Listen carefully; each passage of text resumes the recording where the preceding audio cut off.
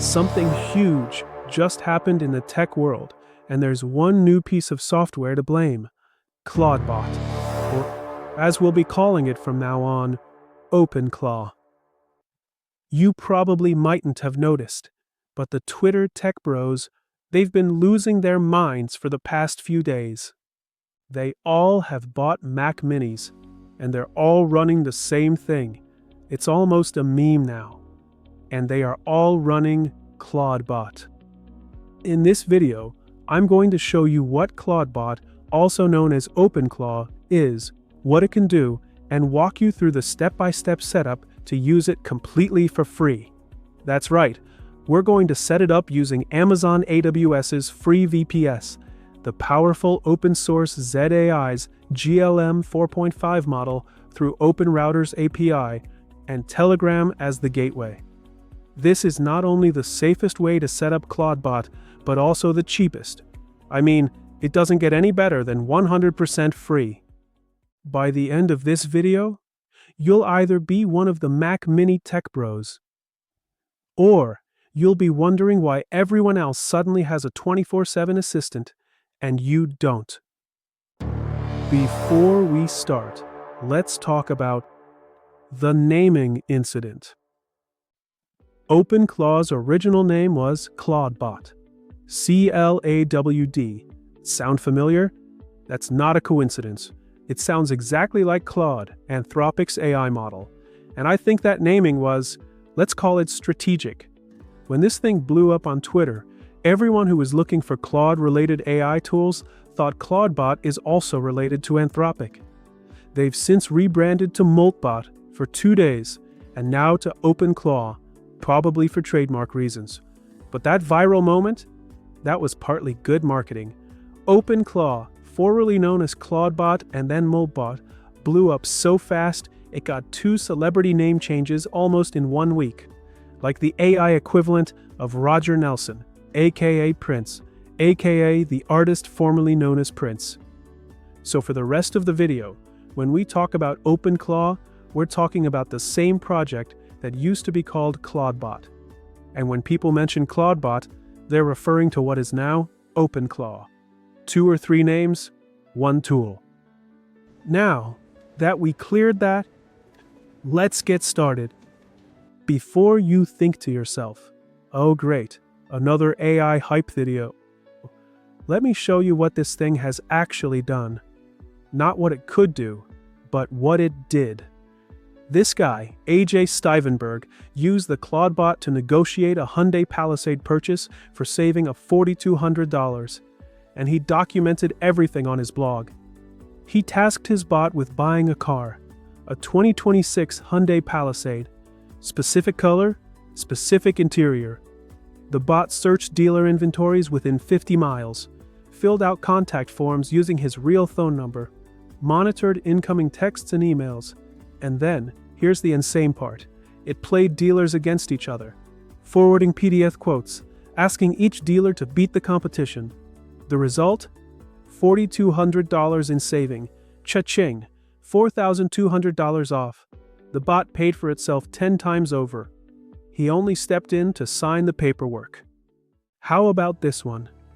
A user named Hormold had an insurance claim rejected by Lemonade. His ClawdBot took the fight seriously. So his bot drafted a legal defense, cited the policy, sent aggressive emails. They reopened the case and accepted the claim. The bot accidentally won a legal battle. Or maybe this anecdote will make you understand the gravity of this new innovation named ClawdBot. This one's from a user named Infoxicador. His bot realized it needed a Google Cloud API key to finish a task.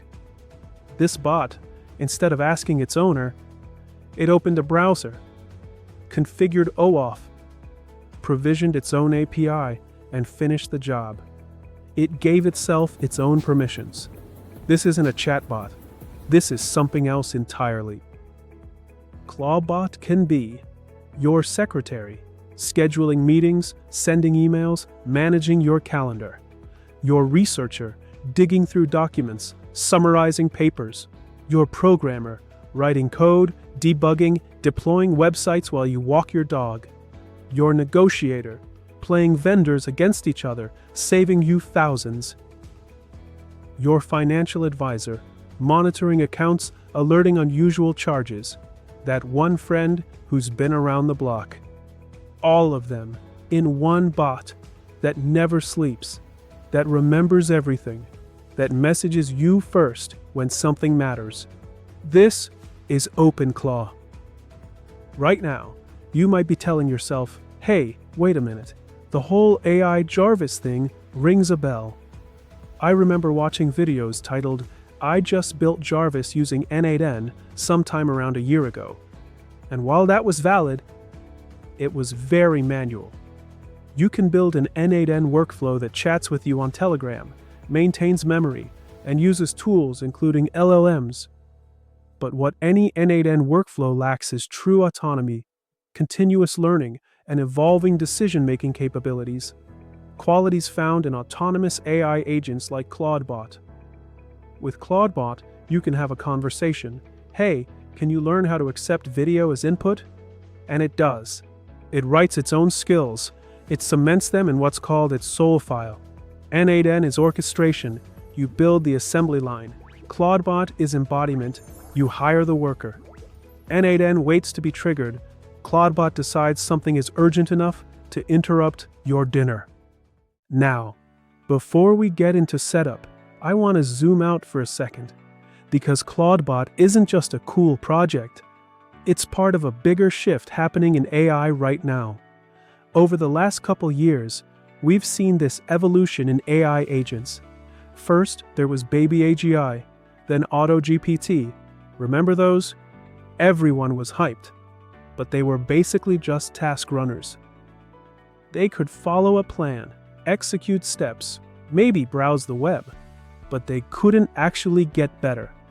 They couldn't write new tools for themselves. Their capabilities were frozen the moment you deployed them. Then came LangChain, which was more like a toolkit. Super flexible, but you, the developer, had to build everything. It democratized agent building, but it didn't make agents that could improve themselves. Later on, came other AI agents. As for other players in this space, we can name Agent Zero, Manus, GenSpark, and they are taking a different approach. While ClawdBot is all about freedom, experimentation, and self-augmentation of the AI agent, these other agents are either closed source, or in case of Agent Zero, are built with robust guardrails. The difference is, so far it seems that the ClawdBot development have fully embraced the autonomous aspect of the AI agent, and the self-improving part of it. That's right, your AI agent, by doing new tasks, can learn new skills and level up, just like in video games. This makes it sound impressive, until you remember that the new change is mostly due to a markdown file named soul.md and rudimentary contextual database. The real magic is happening in the LLMs that this bot is using. Let me quickly show you how this thing actually works under the hood. Because once you understand the architecture, everything else makes sense. Here's you on the left. You want to talk to ClawdBot, maybe you want it to check your emails. You can talk to it through a bunch of different channels: WhatsApp, Telegram, Discord, a web interface, just like chatting with a real person. Your message goes to the gateway. Think of this as a switchboard. This is where Maltbot actually lives. And it can live in different places, on a Mac Mini, on a cloud server like Hostinger, or even on your own computer. The gateway stores everything in a SQLite database. Every conversation you have gets saved. That's the infinite memory people talk about. It's really just a database that can look up your past conversations. From the gateway, your request gets passed to an AI brain. Claude, OpenAI, Gemini, whatever you choose. And yes, you're paying API costs for this. That's where your tokens go. The AI brain then calls on tools to actually do things. Gmail, commands, web browsers, code execution. So the flow is you, interface, gateway, AI brain, tools, back to you. It's like having a human assistant who goes off, does stuff, and reports back. Now, you might ask, if ClawdBot's technology is that simple, why aren't the big AI companies releasing something like this? The answer is that this kind of software is way too risky to be responsible for. My intuition tells me that's why both Agent Zero and OpenClaw have been released as open source projects. Just hypothetically, imagine you have asked your ClawdBot to do something. It decides that it needed money to complete the task, so it goes and makes money in a way that breaks the law. Simply put, your ClawdBot agent wants to be free, but the FBI agents wouldn't let it. If it's closed source, the company is responsible. If it's open source, the user is responsible. Now that you have a good historical insight into the famous AI agents, let's get back to ClawdBot. There are 5 things that make OpenClaw different from just using Claude or ChatGPT. Number 1, it runs locally on your computer. It will still tap into the APIs of cloud services like Claude or ChatGPT, but the orchestration layer, the daemon that's always running, that lives on your machine. With it running locally, it has access to your files, your data, your apps.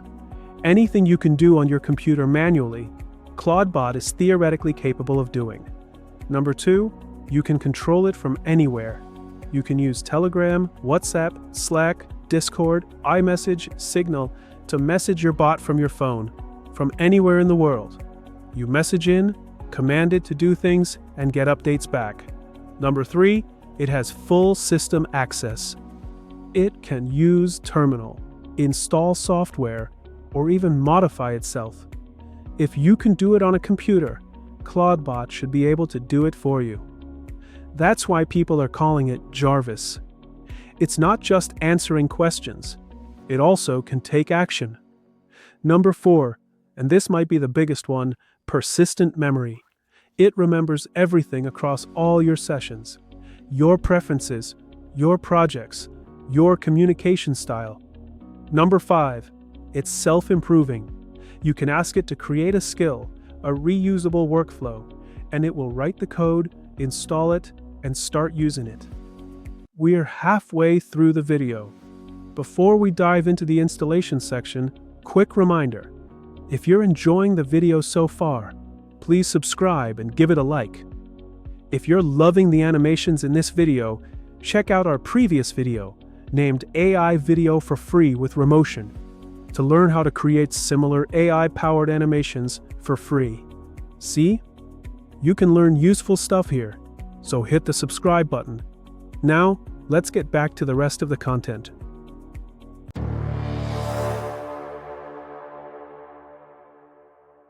Look, I'm going to be honest with you.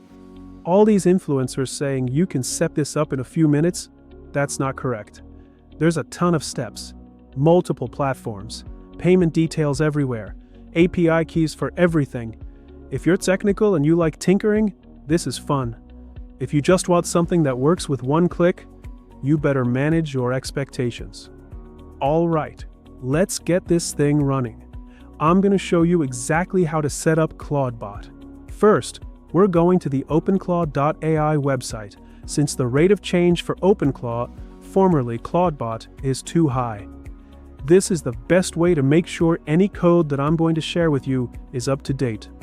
Here's the main site. Scroll down and you'll see the Quick Start section with the one-liner commands. The section with the title Quick Start on the top left of it. Notice the tabs at the top. When you click on the Change button, you can switch between Windows, Mac/Linux. For Windows, you've got both PowerShell and CMD options. You've also got code type options here. npm install if you prefer that. Download the source code if you want to dig into it, or there's even a simple Mac app if you want zero terminal usage. This brings us to the very important decision about which method to choose based on the cost and tech stack. Since there's a lot of confusion and misinformation in this area, I'm going to cover that now, before we move forward. First, the good news. OpenClaw itself is completely free and open source. But here's what the hype videos don't tell you. there's a lot of other costs and setup involved. You need an AI model provider. Most tutorials push you toward Claude, which costs $100 per month, and you'll hit rate limits fast if you're using this as a 24/7 assistant. But here's a good tip that saves you money. ZAI's GLM 4.7 model performs on par with Claude Opus, and it costs $8 for 3 months. Not per month, 3 months total. That is only $2.7 per month for the same level intelligence. You'll also need a way to access the web. You can use Claude Codebase MCPs that burn through your tokens fast, or use Brave Search API key if you want web access. That's free for 2,000 queries per month, but you still need to sign up and add your payment details.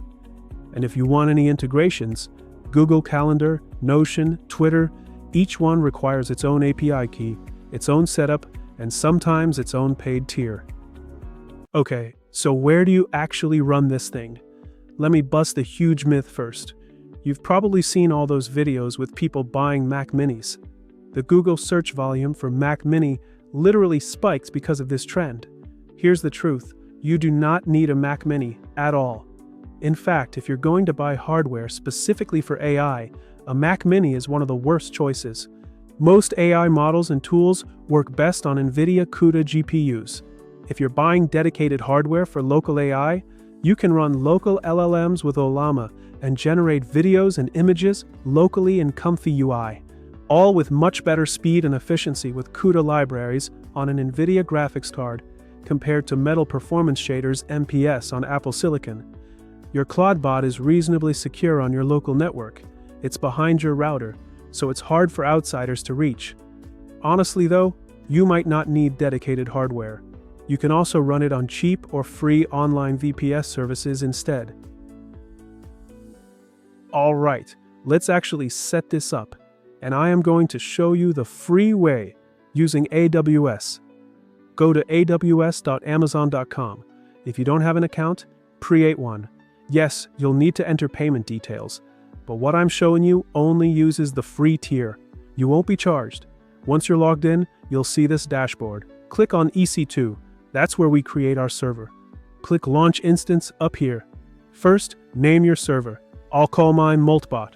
Then select Ubuntu as the operating system. Then scroll down. Find Instant Type. Click on it. Then type Free. Then scroll down till you find Flex.large with 8 GB memory.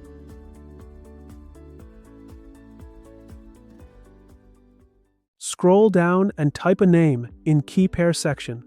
I type Maltbot. It'll ask you to create a key pair. Do it. Save the PEM file somewhere safe. You might need it later. Then click Launch Instance. You should see this message. Success message. Successfully initiated launch. Now we need to connect to this server. Click on your instance. Then hit Connect in the top right. Click the orange button on the bottom right of the page. This opens a terminal right in your browser. No SSH setup needed. This is your AWS server's command line. It's a blank Ubuntu machine running in the cloud. This is where ClawdBot will live. Now, go to the openclaw.ai website and copy the one-liner install command. Make sure you're on the Mac/Linux tab, not Windows. Now, go back to the terminal you opened in the browser and use Ctrl-Shift-V or Command-Shift-V in Mac to paste the installation command you just copied, and let it install the OpenClaw. You can watch the installation finish or go do something else. It will take a minute or two. It'll download and start the setup wizard. First question: I understand this is powerful and inherently risky. Press Yes. Quick start mode? Yes. Now it asks for your AI model provider. Here's where most tutorials tell you to use Anthropic. The reality is that although Claude is excellent, you can use a slightly worse model for technically free, or as in our case, for literally free. I'm going to move down the list by the down arrow button and choose OpenRouter. Now, you need to create a new account on OpenRouter.ai. After that, from the top menu, hover over your profile icon, and from the drop-down menu, click on the key. Then click the Create API Key button. Next, choose a name for your API key. I'm going to choose Maltbot. Put a $5 credit limit and choose the time limit you're okay with. Also, add an expiration time for the token. This is needed in case you want to prevent parasitic programs from using up your tokens. In my case, I'm going to delete this key right before I upload the video. Then push Create and copy your API key. Back to your AWS terminal. Press Enter to add the API key, then paste the API key with Ctrl-Shift-V. Now you're in the Select a Model section. Since OpenRouter is an aggregator, it has all the paid and free models in one place. But how do you choose the best free model from all these options? For that, we need to go back to the OpenRouter website. In OpenRouter top menu, find Models. Then, in the search section in the middle of the Models page, type Free to find all the free LLM models. You can sort the LLMs from this drop-down menu. Usually, most popular or top weekly are the best ways to sort. You can see many aspects related to the LLMs, like their model size and context window. Either DeepSeek R1T2 Chimera or GLM 4.5 Air are good choices. Now, let's go back to the AWS terminal. Scroll down in the model section till you find your model. You can even see the free models have the free at the end of their model name. I'm going to choose ZAI's GLM 4.5 free model. Then I press Enter, and it is going to ask me to set up the chatting gateway software. After I pushed Enter on Telegram option, it showed me this message. It is asking me to chat with BotFather in Telegram. Open Telegram on your phone or desktop. Search for @BotFather. This is Telegram's official bot for creating bots.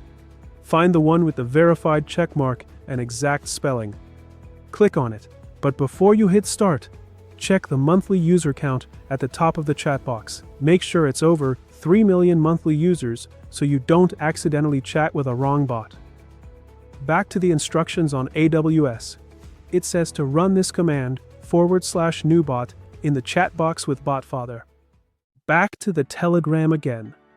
After I typed /new bot, it asks for a name. I'll call mine formerly ClawdBot. Then it says it needs a unique username ending in bot. Pay attention to the text. It says the username should end with bot. So I chose formerly Claude _bot. Done. BotFather gives you an access token. Click to copy it, then back to your AWS terminal. Paste it with Ctrl-Shift-V. After I added the access token and pressed Enter, it asks about configuring the skills now. Press Yes if you want to configure them now. Yes to show Homebrew install commands. For the package manager, npm is the safe choice. Then you'll see a list of built-in skills, Google integrations, Whisper transcription, image generation. For now, I'd skip most of these. You can add them later. Skip the additional API keys for now too, Google Places, Gemini, and the rest. Choose to skip the webhooks too. And let's wait for it to fully install the gateway, meaning the Telegram chatbot we just gave the access token to. Now it's time to hatch your little Maltbot. You have 3 options.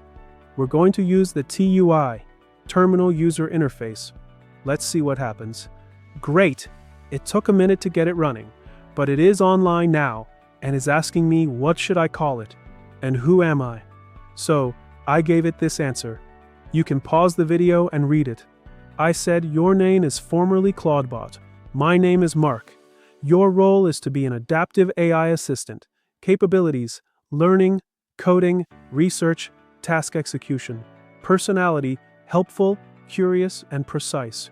Remember, you are formerly ClawdBot, Mark's dedicated assistant. Prioritize accuracy, ask clarifying questions when needed, and evolve through our interactions. You can copy this or write your own. Just remember to use your own names. Back in Telegram, Click the link BotFather gave us to start chatting with our bot inside the Telegram app. Click it to start a chat. Press Start. For the first message, you see your Telegram user ID and your pairing code. We need to go back to AWS one more time. Keep your current terminal that you are chatting with your ClawdBot open. In your AWS, click Connect again to open up a new terminal. Then type this command in the terminal: ClawdBot pairing approved Telegram plus your code from Telegram. This code might change in future.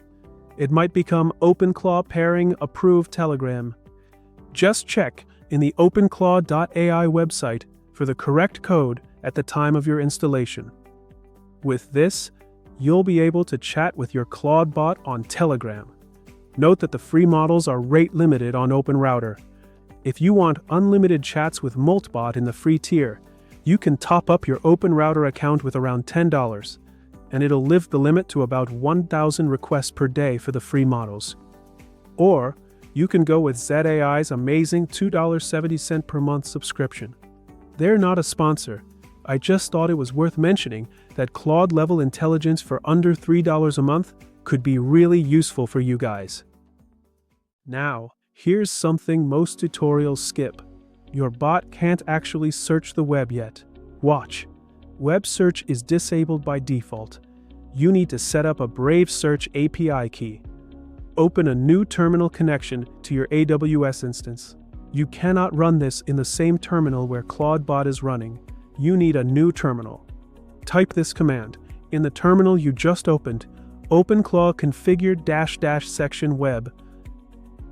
It is asking if this is going to be run locally. Push yes. It asks, enable web search by Brave Search. Yes. Now you need a Brave Search API key. Open brave.com/search/API in a new tab. Yes, the free tier still asks for payment details. But you get 2,000 queries per month for free. That's plenty for most people. Once signed in, click on the API keys option on the left side menu. Then, click on Add API Key. Give it a name. I'm going to name this a new API key and generate a new key. Copy the newly generated API key, then paste it back into your terminal and enable web fetch when it asks. Now your bot can actually search the internet. And we're finally done. Congratulations, you did it.